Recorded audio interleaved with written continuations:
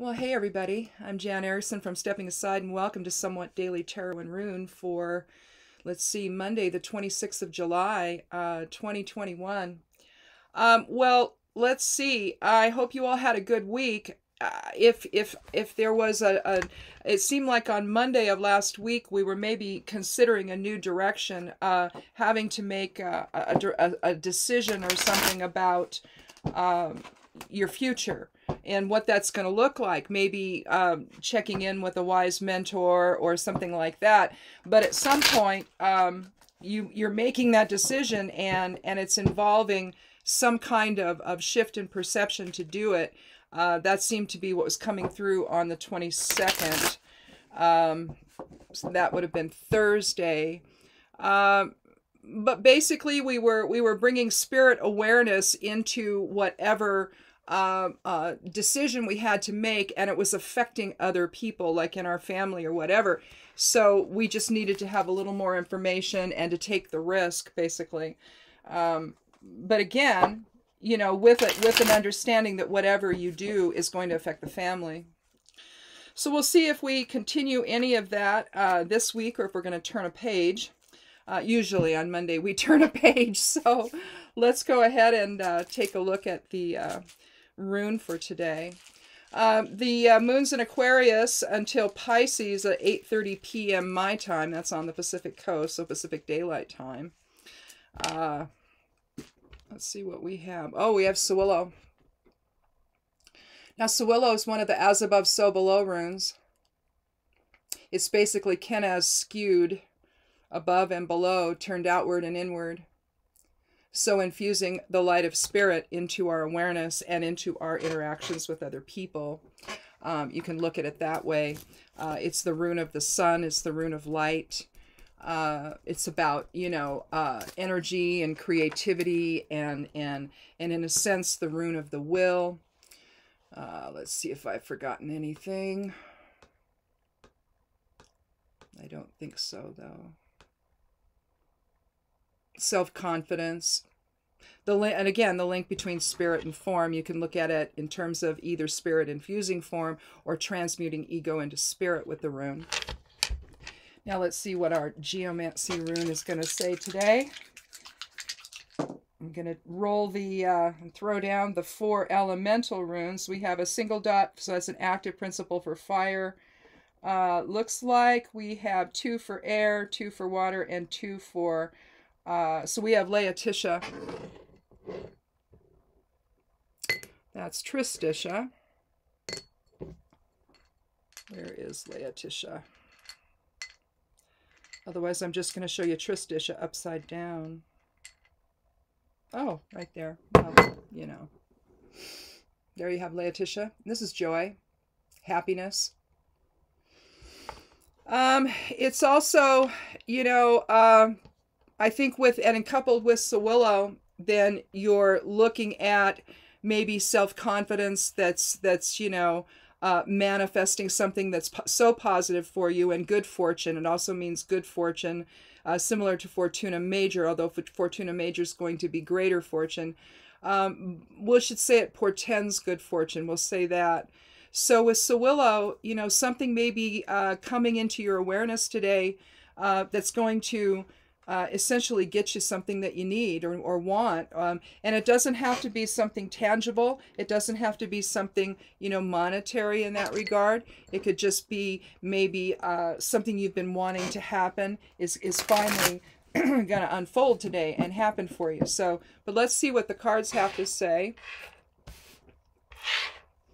and see if they're going to give us a little more information about that. Let me look one more thing here again in case I missed something. Oh, well, that's not there. I don't even know where that is. Maybe it's over here, or maybe I have it on a separate thing. Yeah, I guess I do. Yeah, I think we're talking really about illumination and awakening, and the better use of the will, that then maybe portends good fortune, something, in other words, a positive outcome of some kind. So clear sight also with Sewillow. Everything is illumined. And so whatever deception that's been happening, if there has been, that's, you see what it is now. So I mean, it's vague, unfortunately, and the cards are what's going to give us the more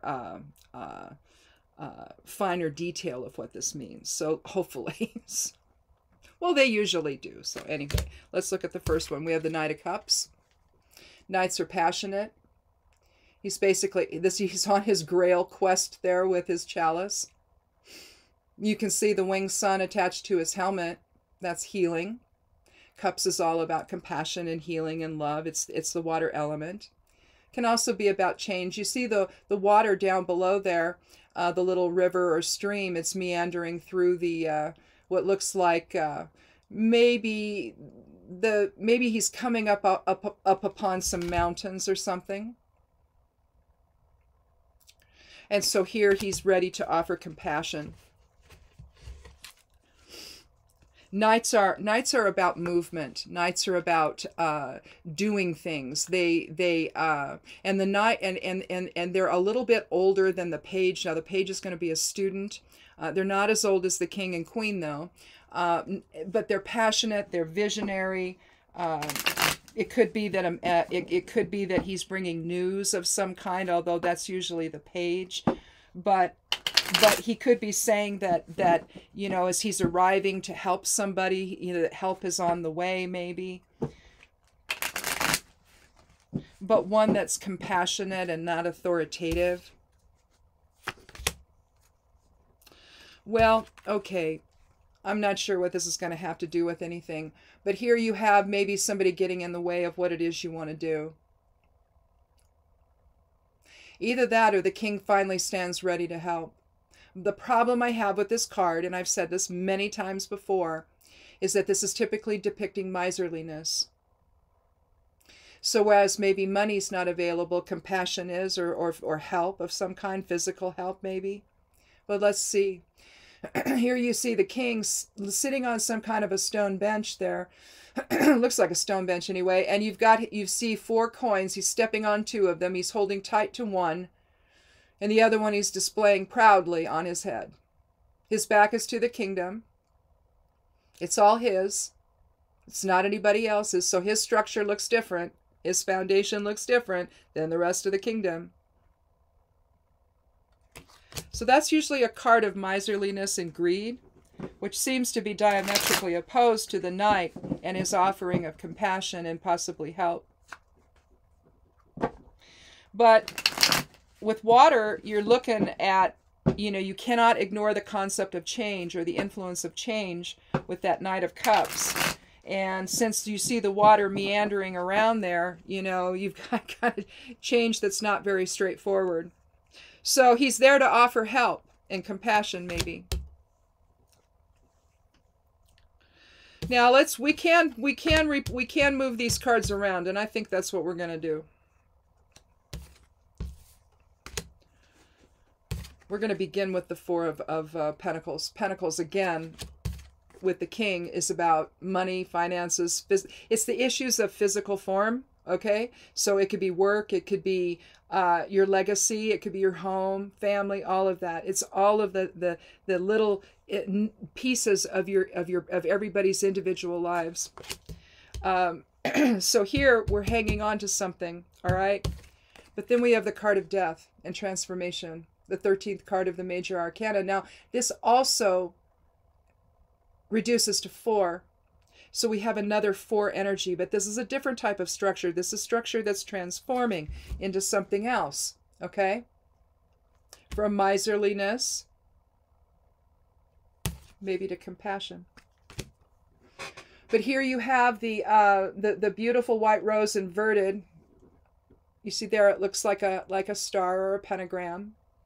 Here you have it inverted, which means that the focus is now on physical forms, on physicality. But here you have the sun rising between the 2 pillars there, the 2 towers.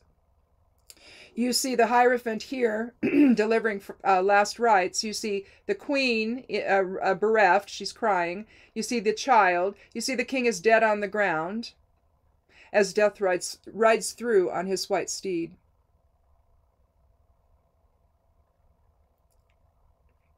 This is a card certainly of death, but I mean, it can indicate the death of somebody, maybe somebody powerful, but it could also be the death of perception. It could be the start of something new. You do see the sun rising there. It's typically a card of transformation. Here, perhaps the king has transformed his perceptions enough that he's able to send a knight out to offer some help to people.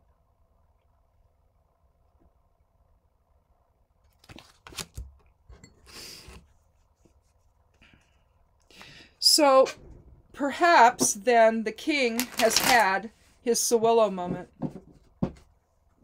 I mean, clearly Tristitia is going to, or Laetitia rather, is going to align with the Knight of Cups, but we have an awakening. We'll put Sawillo over the top of death, but it definitely shows some kind of an awakening. So either there's going to be a change in something that you've been waiting for, or something, you know, it could be that, or it could be simply that you have a shift in perception, or somebody that has maybe authority over you in some way. You know, say for example, you go to a bank. It could be something like that, and you want to take out a loan to maybe start a business or to do something around the house or whatever, right? And maybe you weren't sure they were going to be able to give you one. And maybe they weren't sure, but maybe they had a change of heart. Maybe they saw something about your application after initially being hesitant that maybe opens the way for maybe a lesser amount, maybe, or something, so that you can get something from them to help you start whatever it is you want to do. It could be something like that, where the king is somebody that's in authority, and maybe it was like, no, I don't think so, and then all of a sudden he has a change of heart, some new information comes in or what have you, and now all of a sudden he's willing to help. Or that could involve a change in your own, you know, emotional state, or your own spiritual awareness, or what have you. I just think that this death is showing a shift in perception. Let's take a look at the card that's going to challenge us, though. I want that one to be very random. Well, we have the Wheel of Fortune. Continues to turn, doesn't it? This is the 10th card of the Major Arcana. You see the hermetic glyphs for air, fire, water, and earth in the corners. They're sitting atop clouds as the glyphs for the hermetic glyphs for fire, mercury, and salt. Or not, let's see, not mercury, salt, sulfur. Well, kind of fire.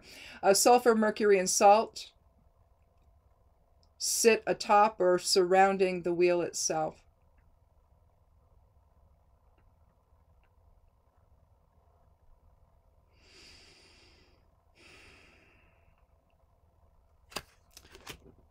So perhaps if this is going to the bank scenario, it could be that the challenge is, do you know the amount of money you need? Do you know what you need? Because usually this is some kind of completion. So I'm thinking, you know, fortune, prosperity, cycles, movement, success. So it tells me that are you prepared to handle the success? Are you prepared to manage the money? Is this something that if you want to go to the bank and you want to get a loan and they're ready to give you the money, do you know what to do with it? You know, or is it something that you're going to be challenged by? Do you know what to do when you have the success? Do you understand that you have to reinvest it back into the business so that you know, especially if your business is seasonal, for the downtime so you can pay your bills? So maybe taking a paycheck for a while, if you were trying to assume something like that, maybe that's not necessarily going to benefit you in the short term, but more, you know, a few years down the road. So you have to look at what's the total understanding of this as to what will get you what you need. And again, I'm just using this as an example. I think it's interesting, though, that the Wheel of Fortune popped up, so I don't know. Let's look at the card, though, that will benefit you.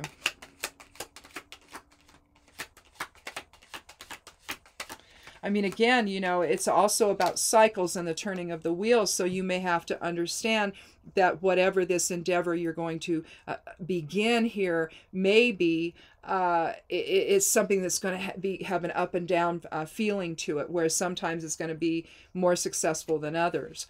And again, if this is simply about perception and not giving of yourself and then having some awakening, and now you can give of yourself to others and show compassion to others, you know, you need to understand too that that could be based on how you're feeling at any given moment. But the benefit is you have a moment of healing and a moment of reciprocity with someone else. With the Two of Cups. That's the benefit card. So at this juncture, I'm thinking that it is less about, I mean, you have the same concept here. You see this line here, this line of demarcation. You see the same thing here, right here, and over here. With that, well, I can't do it very well. But anyway, you can see the same kind of lines there. How I interpret those is that was then and this is now, okay? Or this is now and that was then, or this is the future, this is what we're building toward. If you can shift perception and become a more compassionate person and not hang on to what you view as your own. And that doesn't mean you have to loan your lawnmower to anybody. That's not what I'm talking about. That's not the kind of maybe you need to give your expertise. Maybe that's the kind of help that is needed. Maybe the compassion you need to show somebody is to go over there maybe and mow their lawn with your lawnmower. Maybe it's not that you have to loan things or anything. That's not the type of reciprocity I'm talking about here. But it seems to me that if we're looking at the Two of Cups, then you really are looking at compassion and love here and the exchange of that, aren't you, between these two people, so that they can then come back to their life together, maybe in a way that heals the divisions, that heals the issues that they were concerned about. You know, I think as maybe more people wake up as to the conspiracy stuff that's been going on, as people start to understand that in fact it was something that was done to them and it wasn't truthful at all, and that they were used and duped, and realistically it probably ties into all of the fundraising that's going straight into his pocket instead of for the purpose it's supposed to have. Apparently that's the latest report. So you see that a shift in perception is necessary. And some healing has to take place, because the venom with which this man he basically injected into these people, it spews out of them at other people now. And if you don't think the way they do, then you know it can get dicey. So again, there has to be a shift in perception. There has to be a letting go of this lie that they have believed is true. It's just that it's not. They were duped by a very smart con man and his minions. So it could be that the tenacity with which we hold on to our traditions could be, when we think tradition, it could be how we see the world. And if we're seeing the world from a place that is built on a lie, and by deception from someone who wants something from those people, you see, who wants to separate them from their money, right, to help keep him in power, which he doesn't have, then you have, at some point you've got to let go of those tightly held beliefs, right, and allow the transformation to take place, to allow the death of the deception that's had its hold on you, to where you can then receive perhaps the compassion that's offered to you. See, that's not just extending compassion, it's being ready to receive it. You know, we can look at this, we can see the other side of it. You see he's taking a step right there, maybe to cross the river to go onto the other side of it. So to see the other side of this that we don't see, maybe this is really talking about, are we ready to receive the compassion that's trying to be extended to us? So maybe this is a reading for people that are caught up in that whole QAnon nonsense. And then what they're calling the big lie now about the election and what prompted, what was happening on 1/6. This could be that maybe this is the judge in the cases that are happening right now that are being adjudicated. They shouldn't have done that. They should not have stormed the Capitol. That's insurrection. It was not a tourist situation. It was not a love fest. It was insurrection. People were hurt. Some people died. The Capitol Police were hurt. This is not okay. Okay? They are going to do jail time. It's that simple. I don't know what they were thinking, but now maybe for some of them a shift in perception, a pretty big one, is beginning to happen. But maybe it's happening for others within that group structure as well. And maybe they're ready to receive that. At some point, with the wheel, the turning of the wheel, what is happening right now is going to give way to something else.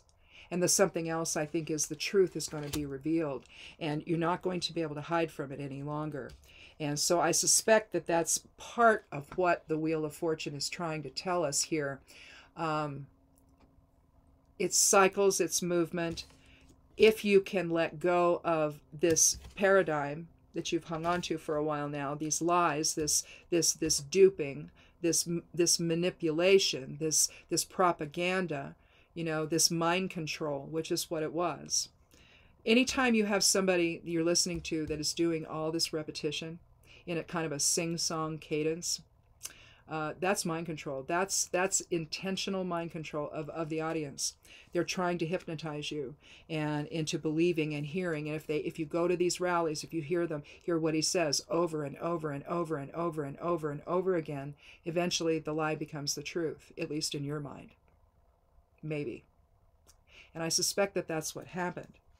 But in order to understand that we need to move past with the wheel and understand that this is cyclical, that just because you believed it today doesn't mean you need to believe it tomorrow, maybe then we can all come back together and get back on the same shared path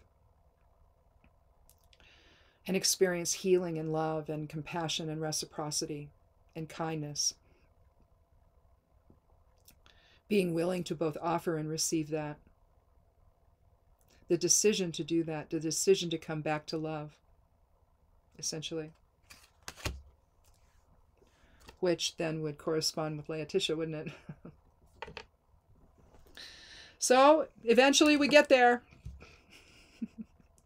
Otherwise, it's like, oh my Lord, do we need to do another reading? But I think that we're starting to see that maybe, especially as more people are understanding that there's not going to be anyone to save them from their jail time. You've got an awful lot of people that were involved there. And I think over time, you're going to find them flipping on the people higher up from them that were in the planners of it. So anybody that, and now that the 1/6 Commission is getting started, tomorrow or something? Is it tomorrow, the first meeting? I'm not sure. Maybe it's today. I want to say the 27th for some reason. I don't know. That could be something else though. But anyway, I think that it was this last week of July that they were going to start the hearings, and I don't know if first up are the Capitol Police or what. But again, as we listen to this, we're going to have to understand that what happened was an extraordinarily horrible thing for this country. That it was insurrection, it was illegal, and it needs to be prosecuted. And anyone who was involved, any lawmaker, any president, any Capitol person on the cabinet, anybody in the administration that was part and parcel to this, anybody that they were using and manipulating to get this going for them, whatever part anyone in that administration or members of Congress had, they're going to have to be brought to account. They're going to have to be prosecuted for this. This is a horrible thing that happened to this country. And it's time that we let go of all of the division and the hate and all of that's been imposed on this country by someone else. Literally imposed. You know, we might not have always been comfortable with one another, but we never expressed ourselves this way. It just didn't happen. Not like this. This is on a new level, and it was basically incited by one man. And then all of the constant propaganda machine that was built around him to support his staying in power. What was he trying to do? It certainly wasn't to guide this country to something better, at least not for the country. Maybe for him and his handlers, but no one else. So, not even the members of Congress that were supporting him so foolishly.